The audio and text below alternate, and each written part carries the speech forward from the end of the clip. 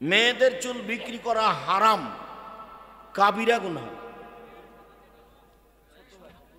হুজুর, আমার স্বামী 20 বছর যাবৎ বিদেশে আছে, সে কিছুদিনের মধ্যে বাংলাদেশে আসবে, তাহলে আবার কি আমার স্বামীর সাথে বিবাহ করতে হবে? জি না, 20 বছর থেকে স্বামীর সাথে আপনার দেখা নাই, আপনার ধৈর্য অনেক বেশি। আল্লাহ আপনাদের যা যায় খায়ের দান করুক। পুনরায় বিবাহ পড়াতে হবে না, যতদিন দুইজনে একসাথে একমতে আছেন কোনো সমস্যা নেই। 20 বছর পরে দেখা হলেও। হুজুর, আমি পালিয়ে বিয়ে করেছি, এখন আমি পুত্র সন্তানের বাবা। আমার প্রশ্ন হচ্ছে, আমার সন্তান কি বৈধ? জি না, আপনার সন্তান বৈধ নয়। সেই দিক এখন থাক, আগামীকাল তোমার বাপকে নিয়ে দুইজন সাক্ষী নিয়ে বিবাহ পড়াও তোমার। আর যদি তোমার বাপ বেঁচে না থাকে, তাহলে তোমার ভাই, ছোট হোক বড় হোক যেই হোক, তোমার ভাইকে দিয়ে, তোমার যদি ভাই না থাকে তাহলে তোমার চাচাদের দিয়ে, কাউকে দিয়ে 24 ঘন্টার মধ্যে বিবাহ পড়াতে হবে। তাহলে এখন বাকি জীবন মিলন, স্ত্রী মিলন জায়েজ হবে, নইলে সব জেনা। ইসলাম কি কোনো রাজনৈতিক দল? না। কোনো পশু জবাই করার জন্য কি কোনো দিকের প্রয়োজন আছে? জি না। আমার গ্রামে এক হাজি বলল যে দিক ভুল হলে নাকি হিন্দুদের মতো। জি না, মিথ্যা কথা। পাখি শিকার করছে, বিসমিল্লাহ বলে রাইফেল গুলিটা ছেড়েছে, ওর মুখ কোথায় আছে? হ্যাঁ, পাগলামি কথা। ঘুষ দিয়ে চাকরি নেওয়া যাবে কি? যদি ও চাকরির হকদার হয়, 1 নাম্বারই হয়েছে পরীক্ষায়, তারপরও টাকা লাগবে তো দেন। আর একজনের পদ দখল করা হবে টাকা দিয়ে, এটা হারাম। গোসলের পর অজু ছাড়া নামাজ হবে? জি। ফরজ গোসলের পর গায়ে হাতে হাত দিয়ে ভালো করে ডলার পরেও পুরুষ অঙ্গে, স্ত্রী অঙ্গে হাত লাগলে অজু ভেঙে যায়, এই কথাটা সরাসরি নয়। উত্তেজিত হয়ে জন উত্তেজনায় কেউ যদি স্ত্রী অঙ্গে, পুরুষ অঙ্গে হাত লাগাই, তাহলে অজু ভেঙে যাবে। এমনি গোসল করলে অজু ভাঙবে না। ফরজ গোসলের আগে উজু করেছেন, ওই উজু দিয়ে সালাত আদায় করেন। অনেক হাদিস ওই মসজিদের জুমার খুতবা এগুলো দেওয়া আছে।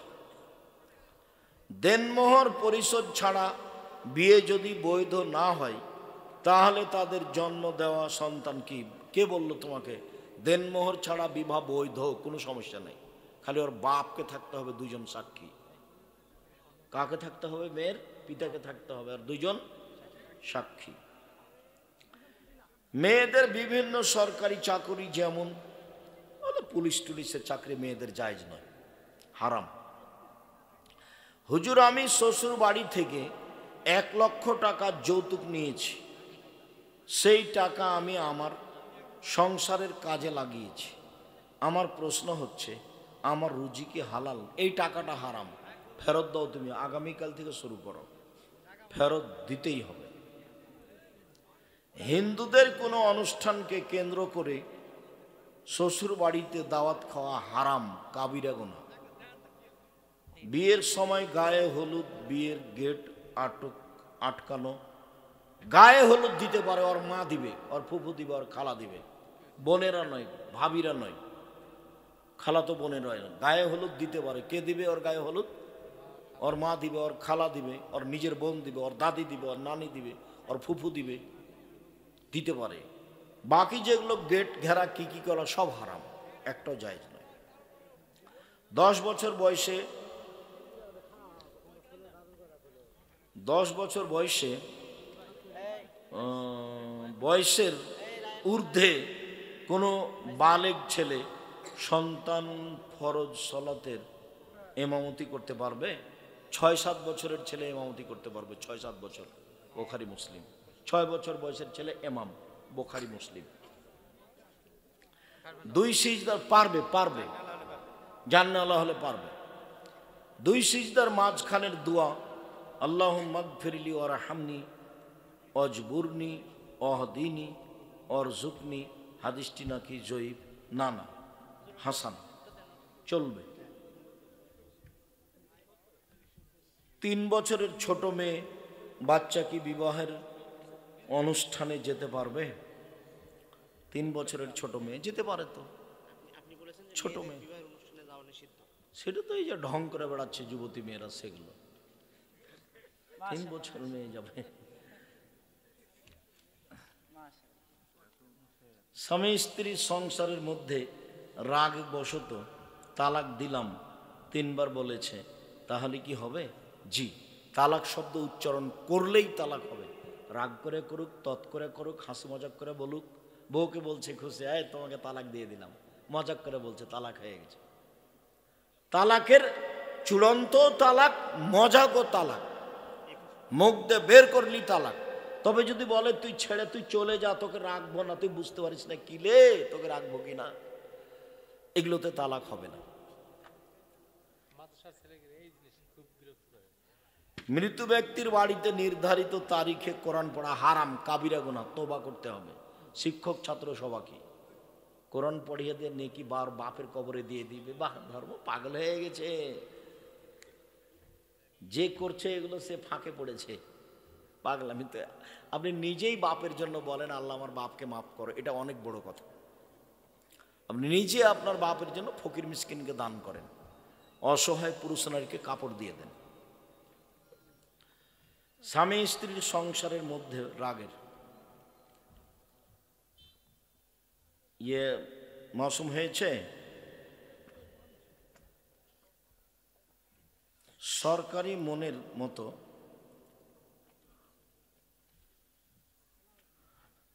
আসসালামু আলাইকুম, মসজিদের আকটানি ছেড়ে মাঝখানে এসে নামাজ পড়া যাবে? যাবে, সমস্যা নেই, যেখানেই সালাত আদায় করুক করুক।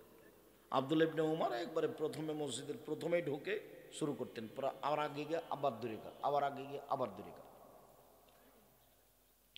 মৃত্যুর পর কি চোখ কিডনি দান করা ইসলামী শরীয়তে? জিনা, অঙ্গহানি করা যাবে না। শেখ, আমার 3টি প্রশ্ন ছিল। যেসব জাহান্নামীরা জান্নাতে যাবে তারা কি আল্লাহকে দেখতে পাবে? জান্নাতে গেলেই পাবে। 2, গণতন্ত্র দ্বারা কি ইসলাম কায়েম সম্ভব? জি না, কোনোদিনই নয়। ওই যে আবদুল্লাহ দিন রাত বিশ্ববিদ্যালয়ের সেমিনারে বলছে, গণতন্ত্র তো হলো আপনার ইলেকশন, ইলেকশন দিয়ে মুচিও নেতা হতে পারে, মেথরও হতে পারে, যার ভোট বেশি সেই নেতা। এটি কি আর হয়? ওমর ফারুকের নীতিতে হতে হবে সিলেকশন, 4 জন 5 জন 10 জন বসে নেতা নির্বাচন করবে, সেটা হবে, তাছাড়া হবে না। যারা ওয়াজ নসিহা খুতবা শোনে কিন্তু মানে না, তারা বড় গুনাহগার। গাজওয়াতুল হিন্দ সম্পর্কে জানতে চাই। জি, হিন্দুস্তানে মুসলমানের যুদ্ধ হবে, এটা সত্য। বর্তমান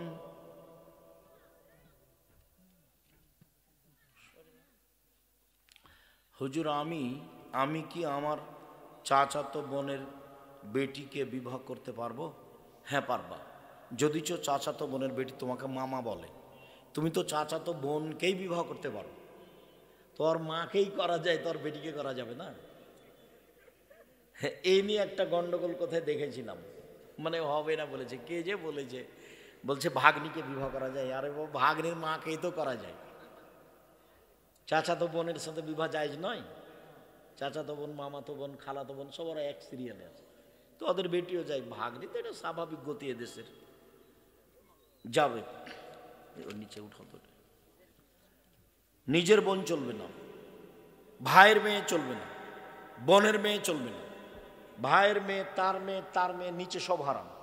বোনের মেয়ে, তার মেয়ে, তার মেয়ে, সব নিচে হারাম। ফুফু, খালা,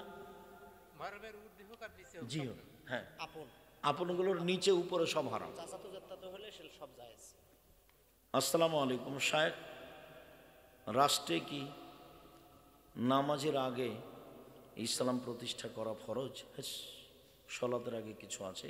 ইসলাম তো ঈসা আলাইহিস সালাম বাস্তবায়ন করবেন। উমর রাদিয়াল্লাহু তাআলা মারা গেছেন, সমস্যা প্রকাশ পেয়ে গেছে। এখন চলবে সাগরের ঢেউর মতো। কতদিন? যতদিন ঈসা আলাইহিস সালাম না আসছে। তুমি শুধু দাওয়াতি কাজ করতে থাকো, আল্লাহ ভরসা। আব্দুল্লাহর বক্তব্য শোনো, সেমিনারে যেগুলো বারবার বলছে। সংগঠন শুধু কি মুসলমানেরাই আমাদের ভাই? হিন্দু, খ্রিস্টান, ইহুদি ওরা ভাই নয়, ওরা মানুষ, ওরা সম্মান পাওয়ার হক রাখে, অপমান নয়। ওদের দাওয়াত দিতে হবে। রাস্তায় পেয়েছে একজন হিন্দু, ধাক্কা দিয়ে ফেলে দেবে এটা নয়, ওকে সম্মান করতে হবে। ও ভাই নয়, কথা বোঝা যায়নি? দিনই ভাই নয়, ও সম্মানের অধিকার রাখে। শায়েখ রাসূল সাল্লাল্লাহু আলাইহি সাল্লাম তার জীবনে ছাগল, দুম্বা, উট এগুলো পালতেন। সেই ক্ষেত্রে রাসূল সাল্লাল্লাহু আলাইহি সাল্লামকে কেউ রাখাল বললে কি তার পাপ হবে? কেন পাপ হবে? রাসূল তো রাখালি করেছেন। এখন ও যদি খারাপ নিয়তে বলে সেটা তার ব্যাপার। এখন ওই যে যারা পরিচালনায় তারাই তো রাখাল। কাউবয় বলেছে তো রাসূলকে, এটা নিয়ে একটু চলছে, সমালোচনা চলছে। ও তো নিন্দা করে বলেছে, নিন্দা করে বলেছে। যারা রাসূলকে নিন্দা করে কিছু বলবে সে হত্যার যোগ্য। সরকারি ক্ষমতা থাকলে তাকে আটকে ফাঁসি দিয়ে দিবে। শুকরিয়া, জাযাকুমুল্লাহ খায়ের। আল্লাহ আমাদের যারা মারা গেছে তুমি তাদের কবরের শাস্তি মাফ করো। আমরা যারা অসুস্থ তুমি তাদের আরোগ্য দান করো। আমরা যারা বেঁচে আছি তুমি তাদেরকে তোমার রাসূলের পদ্ধতি অনুযায়ী চলার তৌফিক দান করো। রাসূল সাল্লাল্লাহু আলাইহি ওয়াসাল্লাম বললেন, আল্লাহ তাআলা বলেন, সদাচরণ মান ওয়াসালাকে ওয়াসালতুহু মান কাতাকে কাতাতুহু। তোমাকে যে ছেড়ে দিবে আমি আল্লাহ তাকে ছেড়ে দিব। সদাচরণ তোমাকে যে নিবে আমি আল্লাহ তাকে নিব। সদাচরণ নেই যার, আল্লাহ নেই তার। সদাচরণ আছে যার, আল্লাহ আছে তার। সদাচরণ নেই যার, আল্লাহ নেই তার। ও কিভাবে খেতে পায়? হিন্দু যেভাবে পায়। হিন্দু খেতে পায় না, ইহুদি পায় না, খ্রিস্টান পায় না, ওদের তো অনেক পয়সা পাতি। সদাচরণ আছে যার, আল্লাহ আছে তার। সদাচরণ নেই যার, আল্লাহ নেই তার। এবার চলেন, আয়েশা রাদিয়াল্লাহু তাআলা আনহা বলেন, আর রাহেমু মুআল্লাকাতুন বিল আরশ। সদাচরণ আল্লাহর আরশ ধরে এভাবে ঝুলন্ত। সদাচরণ নিচে, ওর রূপরেখা আছে, আল্লাহর আরশ ধরে আছে, সদাচরণ নিচে। সদাচরণ বলছে, আমি সদাচরণ বলছি, মান ওয়াসালানি ওয়াসালাহুল্লাহ। যে আমাকে নিবে আল্লাহ তাকে নিবেন। ওমান কাতানি কাতাহুল্লাহ। যে আমাকে ছেড়ে দিবেন আল্লাহ তাকে ছেড়ে দিবেন। সকাল হতে হতে বড় ভাইয়ের হাত ধরে ক্ষমা নিতে হবে আপনাকে। গন্ডগোল কিন্তু বড় ভাইয়ের কারণে হয়েছে, ক্ষমা আপনাকে নিতে হবে, এটাই নীতি। সকাল হতে কথা চার সাথে বন্ধ আছে, আজকেই চালু করতে হবে। সকাল হতে হতে ছোট যা বুঝেন আপনারা, দুই ভাইয়ের দুই স্ত্রী ঝগড়া হয়েছে, কথা বন্ধ আছে, আজকেই ছোট যাকে বড় জায়ের হাত ধরে ক্ষমা নিতে হবে। যা হয়েছে বুবু, যা হয়েছে, আমরা দুই বোন একই মায়ের সন্তানের মতো হয়ে থাকবো, এই কথা ছোট যাকে বলতে হবে বড় যাকে। ঘটনা কিন্তু বড় যাওয়ার কারণে ঘটেছে। ঝগড়া কার কারণে হয়েছে? বড় জায়ের কারণে হয়েছে। ছোট যাকে আজকেই বলতে হবে, কোনো সুযোগ নাই, আজকেই বলতে হবে। আল্লাহ রাসূল বলছেন দিন পার করার কোনো সুযোগ নাই। সদাচরণ যেটা সেটা খুঁজে খুঁজে টেনে টেনে বের করতে হবে। সারা গ্রামে জমি জায়গা নিয়ে যার সাথে গন্ডগোল আছে তার সাথে কথা বলার চেষ্টা করতে হবে। দলীয়ভাবে যার সাথে গন্ডগোল আছে তার সাথে কথা বলার চেষ্টা করতে হবে। যারা বিপদে পড়বে তার বিপদের সাথে আপনাকে অংশগ্রহণ করতে হবে। দেখেন এদিকে আবু মালিক আশআরী রাদিয়াল্লাহু তাআলা আনহু বলেন, রাসূল সাল্লাল্লাহু আলাইহি সাল্লাম বলেছেন, আল মুমিন লিল মুমিন কাল বুনিয়ান ইয়াশুদ্দু বাজুহু বাজান সুম্মা শাব্বাকা বাইনা আসাবিহি। একজন মুমিন পুরুষ নারী আর একজনের সাথে থাকবে এইভাবে, প্রাচীরের মতো। প্রাচীরের মতো এখন দেখাচ্ছেন মুহাম্মদ সাল্লাল্লাহু আলাইহি সাল্লাম নিজে। ডান হাতের আঙ্গুলগুলিকে বাম হাতের ভিতরে ঢোকাচ্ছেন। এইগুলো যেমন ঢোকে একটা আর একটার সাথে মিলে গেল, মিশে গেল, মোমেন পুরুষ নারী একজন আর একজনের সাথে তেমন থাকবে। এগুলো কি হাদিস না উপন্যাস? হাদিস। শুধু হাদিস নয়, বুখারী মুসলিম, মানে এইভাবেই থাকবে। ফেল করেছি আমি আর আপনি। রাসূল সাল্লাল্লাহু আলাইহি সাল্লাম মুনাফিক আব্দুল্লাহ বিন উবাই বিন সলুলকে কোনোদিন নিজের দল থেকে বের করে দেননি। উনি জানতেন এ হলো সবচেয়ে বড় মুনাফিক। মুহাম্মদ সাল্লাল্লাহু আলাইহি সাল্লাম জানতেন এ হলো সবচেয়ে বড় মুনাফিক, কিন্তু কোনোদিন বের করে দেননি। দল মানেই সমস্যা। যাকে বের করে দিন সে আপনার উল্টা চলবে, আপনার খারাপটাও খারাপ, ভালোটাও খারাপ। এটা গতি। আর আপনি তো দিন রাত দেখতে পাচ্ছেন দুনিয়াতে। আজকে থেকে আপনি আমার দিনী ভাই, এই ছেলে, জেহেনকে একবারে খালি করে নেন। কিচ্ছু নাই জেহেনে, একবারে খালি মানুষ। ঘুম থেকে উঠবেন। হাদিসে এসেছে, সহিহ হাদিস, বুখারী মুসলিমের নয়। আল্লাহ রাসূল একটা লোকের ব্যাপারে বলছেন যে ওই লোকটা জান্নাতি। তো আরেকজন বলছে কি ব্যাপার, আল্লাহ রাসূল তাকে জান্নাতি বললেন কেন, দেখি তো। তো তার বাড়ি চলে গেল, তার সাথে থাকে, বলে না। 3 দিন থাকলো, খেলো। তো সে ব্যক্তি বলছে আপনি কেন এসেছেন বলেন, কি কাজে এসেছেন? তো কিছু বলে না। এবার চলে যাচ্ছে লোকটা 3 দিন পরে। তো এখন যার বাড়িতে গেছিল তাকে বলছে যে আপনি কেন এসেছিলেন, কিছু তো বললেন না। বলছে আলে আর বলেন না, আপনার ব্যাপারে আল্লাহর নবী বলছেন ও জান্নাতে যাবে। তো আপনার তো আমি কোনো আমল দেখলাম না, আপনাকে তাহাজ্জুদ পড়তেও দেখলাম না, আপনাকে বেশি বেশি কোরআন তেলাওয়াত করতে দেখলাম না, কিন্তু আপনি জান্নাতি আল্লাহ রাসূল ঘোষণা দিলেন, এটা কিভাবে আমার বুঝে আসলো না। তখন লোকটা বলছে যে আমিও বুঝতে পারি না কিভাবে আল্লাহ রাসূল এই কথা বললেন। তবে আমি যখন ঘুমাই তখন আল্লাহকে বলি, আল্লাহ আমি ঘুমাচ্ছি, কারো ব্যাপারে যেন আমার লেনদেনের কোনো সমস্যা না থাকে, কারো ব্যাপারে যেন আমার হিংসা বিদ্বেষ না থাকে, কারো ব্যাপারে যেন আমার কোনো দুর্বল ধারণা না থাকে। একবারে জেহেনকে মুক্ত করে, দুর্বল ধারণা হতে মুক্ত হয়ে, বদনাম গীবাত হতে মুক্ত হয়ে ঘুমিয়ে গেলাম। এইটা করি। তো বলছে যে এটাই হবে কারণ। এই জন্য আল্লাহ নবী তাকে জান্নাতে ঘোষণা দিয়েছেন। ও তো তাহাজ্জুদ পড়ে না, কারো ব্যাপারে কথা বলে না। একবারে মনে রাখবেন, 1 5 ওয়াক্ত সালাত, 2 হালাল রুজি, 3 কোরআন তেলাওয়াত। বেশি না পড়লে সূরা ইখলাস 3 বার পড়ে বলবেন আল্লাহকে, এই যে কোরআন মাজিদ পড়লাম, কোরআন মাজিদ পড়লাম, সূরা ইখলাস 2 মিনিটে 3 বার, 1 মিনিটে 3 বার দিয়ে আল্লাহকে বলবেন এই যে কোরআন মাজিদ পড়লাম। পড়ে রাখতে হবে কোরআন মাজিদ।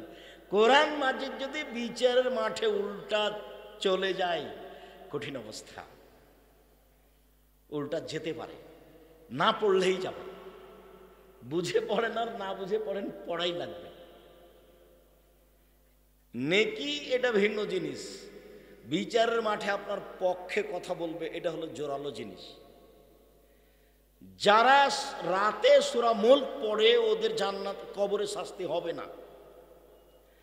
যারা রাতে সূরা মুলক পড়ে বিচারের মাঠে গিয়ে আল্লাহকে বলবে ওকে জান্নাতে দেন, তারপরে সরব এখান থেকে, তাছাড়া যাব না।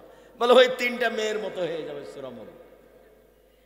আর সূরা বাকারা আর সূরা আলে ইমরান ওইটা ভিন্ন জিনিস। ওকে একবারে তর্ক বিতর্ক লাগিয়ে দেবে আল্লাহর সামনে, ঝগড়া, তুমুল ঝগড়া চলবে আল্লাহর সাথে। সূরা বাকারা সূরা আলে ইমরান, জি না জান্নাত না, ওরা পাপী। আরে যে জান্নাতে যাবে তারপরে কোন, আমি সূরা বাকারা বলছি। আল্লাহর নবী সুপারিশের জন্য অনুমতি নেবেন আল্লাহর কাছে। একটা বিশেষ ঘরে গিয়ে সিজদায় পড়বেন, সিজদায় পড়বে, তখন আল্লাহ বলবেন মাথা উঠান, কি বলছেন বলেন, কি চাচ্ছেন বলেন, যেটা বলবেন সেটাই শুনবো, বলেন। এখন মাথা উঠিয়ে বলবেন যে তাহলে আমার উম্মতকে জাহান্নাম থেকে জান্নাতে বের করে দেওয়া হোক। 1 বার 2 বার 3 বার অনুমতি লাগবে আল্লাহর নবীকে আমাদের জন্য সুপারিশ করতে আল্লাহর কাছে সিজদায় পড়ে। সূরা বাকারা আলে ইমরানের কোনো অনুমতি নাই, একবারে সরাসরি লেগে যাবে। আল্লাহর সামনে আপনার পক্ষে। হ্যাঁ, আপনার তো অলসতায় দিন কাটলো, আর খালি ঝগড়া, আর খালি বিদ্বেষ, আর খালি দোকানে বসে আড্ডা। তোবা করেন, তোবা, জীবনে কোনোদিন দোকানে বসবো না। দোকানে গেছেন 1 কেজি লবণ, 250 মরিচ। এই ছেলে, আসসালামু আলাইকুম, তোমাদের দোকানে লবণ আছে? জি আছে। মরিচ আছে? আছে। 1 কেজি মরিচ দাও, 1 কেজি লবণ দাও, 200 মরিচ দাও। নেওয়া হয়েছে, নাও টাকা, আসসালামু আলাইকুম। এই পর্যন্ত থামবেন। 3জন 4জন বসে তো গল্প করা হারাম, তার নাম আড্ডা পিটা, ওখানে বদনাম আছে। জীবনে এই কাজ করবেন না। 4টা জিনিস মনে রাখেন। আবু হুরায়রা রাদিয়াল্লাহু তাআলা আনহু বলেন, রাসূল সাল্লাল্লাহু আলাইহি ওয়াসাল্লাম বলেছেন, আল মুমিন লিল মুমিন কারাজুলিন ওয়াহিদ। সারা পৃথিবীর মানুষ একটাই। নেন এবার কত কঠিন কথা, হাদিস তো বুখারী মুসলিম। সারা পৃথিবীর মানুষ একটাই।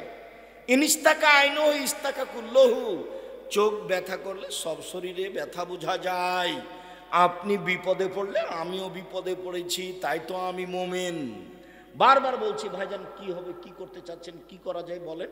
রাত্রে খুব হইচই, তাড়াহুড়া করে দরজায় এসে, আসসালামু আলাইকুম। ভাইজান কি ব্যাপার, ছেলে কাঁদছে কেন? আরে বলেন, এই দুর্ঘটনা, খুব কি করতে হবে বলেন। অ্যাম্বুলেন্স নিয়ে আসবো, ডাক্তার ডেকে নিয়ে আসবো, কি করা যায় বলেন। মানে ও যা বিপদে পড়েছে মনে হচ্ছে যে আপনি তার চেয়ে বেশি। বুঝাতে পারি না মনে হয়। এটা হলো মুমিন, এটা হলো একজন। ইনিস্তাকাইনো ইস্তাকা কুল্লহু। চোখে ব্যথা হলে সব ব্যথা বুঝতে পারে। ইনিস্তাকা রাহস ইস্তাকা কুল্লহু। মাথায় ব্যথা হলে সম্পূর্ণ শরীরে ব্যথা বুঝতে পারে। একজন বিপদ ধরলে সারা গ্রাম বিপদে পড়ে, সবাই তাকে নিয়ে ব্যস্ত থাকে। তার নাম সকল মুমিন পুরুষ নারী একজন। আপনাকে আমি জোর করে কিছু করতে বলতে রাজি নই। এই হাদিসগুলির বিচার কি সেটা আপনাকে করতে হবে।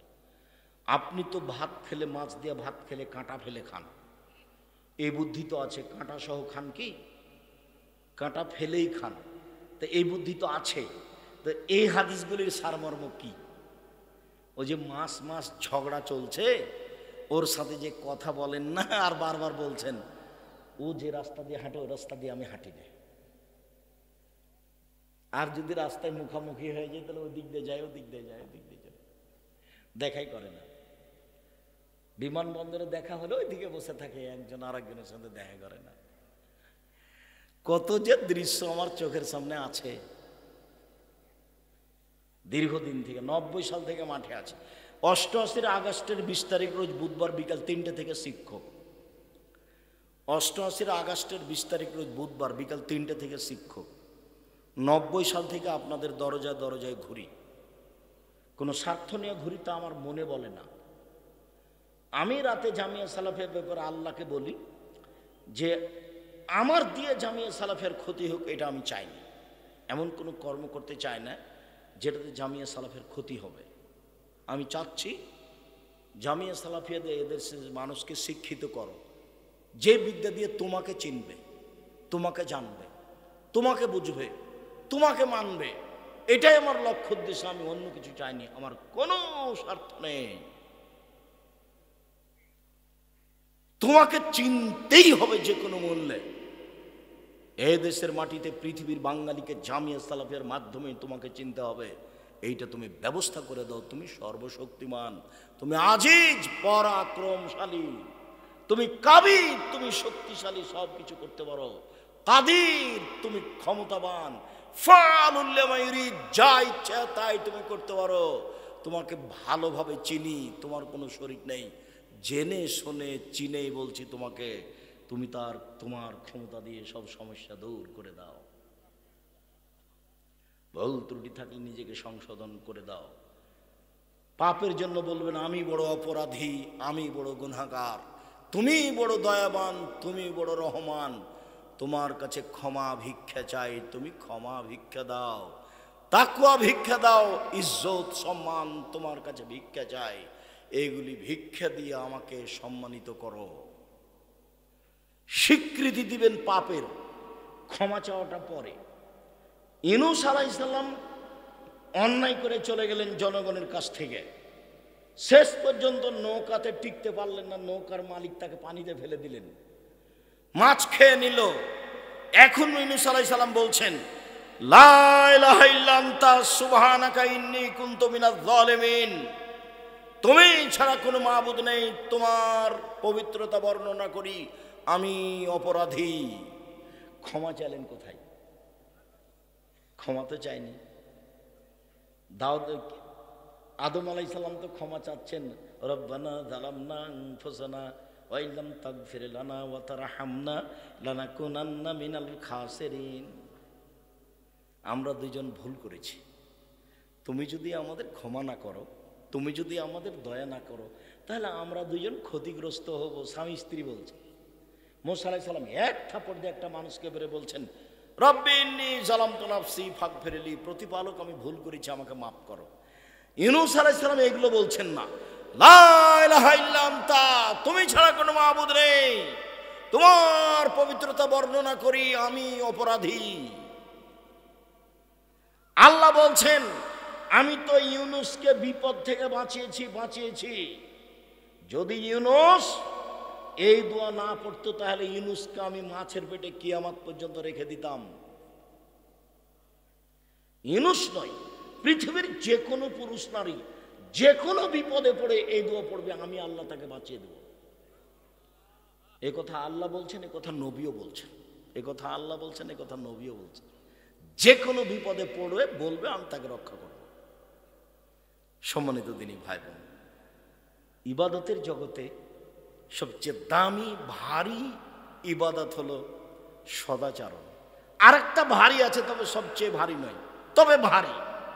আল্লাহ রাসূল বলছেন, কালেমাতানে, দুইটি বাক্য, খাফিফাতানে আলাল লিসানে, উচ্চারণে হালকা, হাবিবাতানে আইলার রহমানে, রহমানের কাছে প্রিয়, সাকিলাতানে ফিল মিজানে, দাড়ি পাল্লায় ভারী, সুবহানাল্লাহি ওয়া বিহামদিহি সুবহানাল্লাহিল আযীম। ভারী, তবে সবচেয়ে ভারী নয়। বলেন তো সবচেয়ে ভারী কি জিনিস? সদাচরণ। সম্মানিত দিনী ভাই বোন, আমি আপনাদেরকে পরিবার নিয়ে ভালোভাবে থাকার জন্য অনুরোধ জানাচ্ছি, পরিবারের উপরে খুব শক্ত হওয়ার জন্য অনুরোধ জানাচ্ছি, জোরালোভাবে পরিবারকে কন্ট্রোল করার জন্য অনুরোধ জানাচ্ছি। স্বামী স্ত্রী 10টার সময় ঘুমিয়ে যাবেন, দুইজনই রাত 3টা 4টায় উঠে নিজের কথা বলবেন, এই ব্যাপারে আমি অনুরোধ করছি। ছেলে মেয়েকে 5 ওয়াক্ত সালাতের জন্য বলবেন, শিরক বেদাত থেকে মুক্ত থাকবেন, মানুষের সাথে খারাপ আচরণ হয়ে গেলে ক্ষমা চাইবেন, যার সাথে ঝগড়া গন্ডগোল হয়ে আছে আগামীকাল সন্ধ্যা হতে হতে তারা হাত ধরে ক্ষমা নেবেন, সম্ভব হলে রাতেই নেবেন।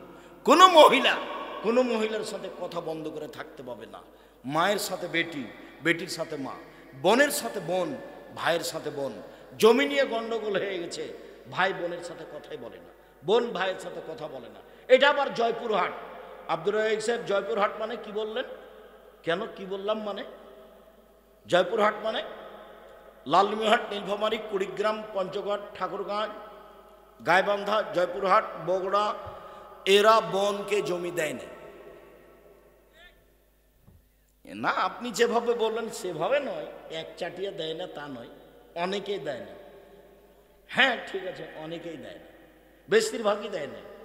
তখন আমি আপনার ছেলেকে বললাম, এই ছেলে বলো তো, তোমার দাদা মারা গেছে 15 শতক জমি রেখে, তো তোমার বাপ নিবে 10 শতক আর তোমার ফুফু নিবে 5 শতক। তুমি বলো তো, তোমার বাপ নিবে সকালে আর তোমার ফুফু নিবে বিকালে, এরকম নাই একসাথে? তো ছেলেটা বলছে একসাথে। তখন আমি বললাম যে দেখো, তোমার বাপকে বলে দিও, তোমার বাপকে কিন্তু আমি কুকুর সিরিয়ালের চেয়ে খারাপ মনে করি। তোমার বাপকে বলে দিও, আব্বা ভাগ্য নিয়ে এসেছি, আব্বা ভাগ্যে যদি জমিদারি থাকে তাহলে জমিদারি করে খাবো, ভাগ্যে যদি ভিক্ষা করা থাকে ভিক্ষা করেই খাবো। আব্বা ফুফুর জমি দিয়ে দেন, ফুফুর জমি খেয়ে পরকাল হারাতে আমরা রাজি নই। ভাগ্যে জমিদারি থাকলে জমিদারি করে খাবো, ভাগ্যে যদি ভিক্ষা চাওয়া থাকে ভিক্ষা করে খাবো। আজকেই সন্ধে হতে হতে ফুফুকে ডেকে পরামর্শ করে তাদের জমি বুঝিয়ে দেন। দিতেই হবে, দিতেই হবে। চাঁপাইনবাবগঞ্জের ভাষাতে আপনি দিবেন, আপনার বাপকে দিতে হবে, কোনো আপোষই নেই।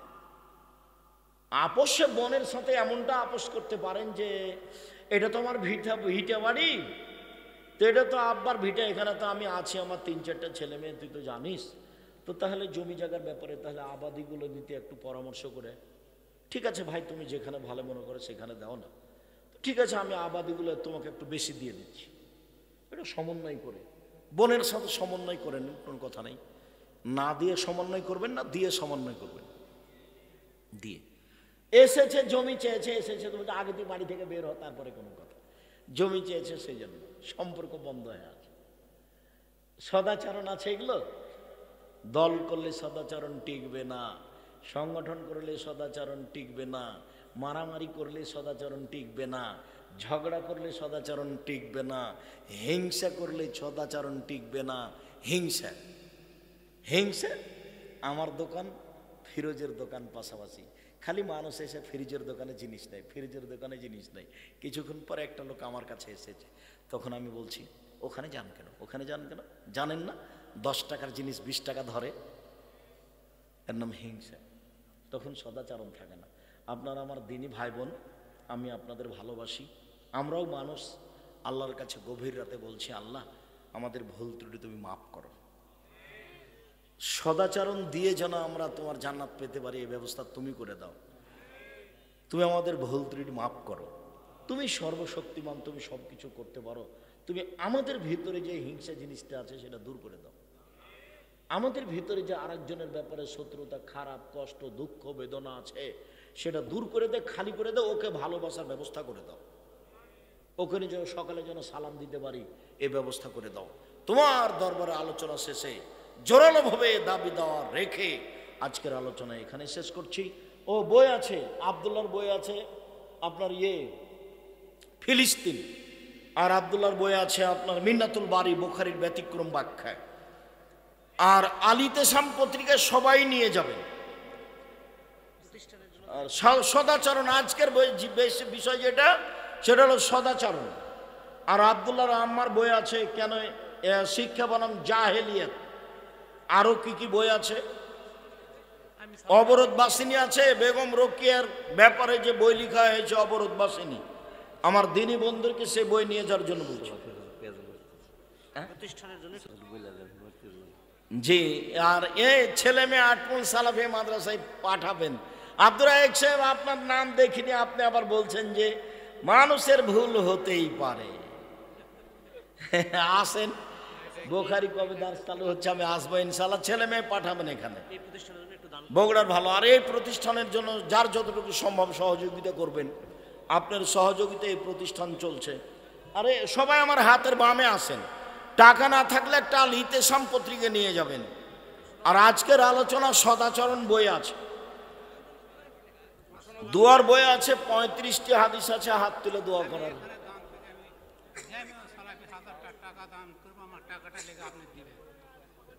আচ্ছা আচ্ছা, দেন দেন, জাযাকুমুল্লাহ। জি জি, জামিয়া সালাফে দিব ইনশাআল্লাহ। জি, জাযাকুমুল্লাহ। আচ্ছা জি, আমার হাতের বামে বই পুস্তক আছে, টাকা না থাকলে একটা আল ইতেসাম পত্রিকা নিয়ে যাবেন, কেউ খালি যাবেন না। এখন সম্পাদকীয় আব্দুল্লাহ লিখে, আল ইতেসাম পত্রিকার সম্পাদকীয় আব্দুল্লাহ লিখে, খুব গুরুত্বপূর্ণ, দেশের অবস্থা জানতে পারবেন। আর 50টা প্রশ্নের উত্তর আছে। ব্যতিক্রম পত্রিকা, আল ইতেসাম পত্রিকা, অন্যান্য বই।